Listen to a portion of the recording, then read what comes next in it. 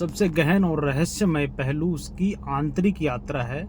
यह यात्रा, जिसे हम साधना कहते हैं, केवल धार्मिक अनुष्ठानों या रूढ़िवादी प्रथाओं तक सीमित नहीं है। यह एक सजग प्रक्रिया है जिसमें मन की गहराइयों में उतरकर स्वयं के सच्चे स्वरूप को पहचानना शामिल है। जब व्यक्ति अपने मन के अंधकारमय कोनों, अहंकार, क्रोध, लोभ, मोह, द्वेष को निरंतर प्रयास से साफ करता है, तो उसके भीतर छिपी हुई आत्मशक्ति प्रकट होती है। यह आत्मशक्ति ही मनुष्य को भौतिक सीमाओं से ऊपर उठा करके दिव्यता की ओर लेके जाती है।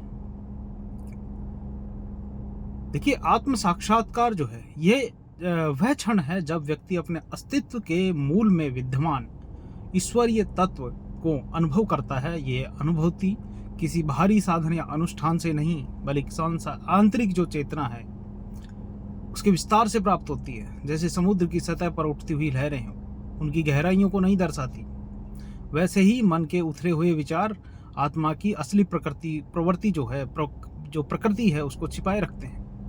गहन चिंतन और ध्यान के माध्यम से जब मन शांत होता है तो व्यक्ति अपने भीतर अनंत शांति और आनंद का स्रोत खोज लेता है।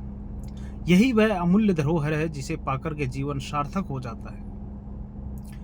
साधना की प्रक्रिया में विवेक वह कुंजी है जो मनुष्य को भ्रम और भय के जाल से मुक्त करता है।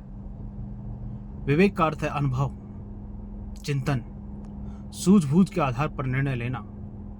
यह एक प्रकार का आंतरिक प्रकाश जो संशय, चिंता और आवेग के अंधकार को दूर करता है। जैसे जब कोई व्यक्ति क्रोध के क्षण में विवेक से काम लेता है तो वह समझता है क्रोध उसके मन की शांति को नष्ट कर रहा है। इस प्रकार विवेक उसे संयमित करने और दीर्घकालिक हित के लिए सही निर्णय लेने में मदद करता है। गीता में कहा गया है, विवेक ख्याति विप्लव हानोपाय। योग सूत्र के 2 अध्याय में 26वां है। विवेक की अविचल प्राप्ति ही दुखों के निवारण का उपाय है। इसका मतलब यह है,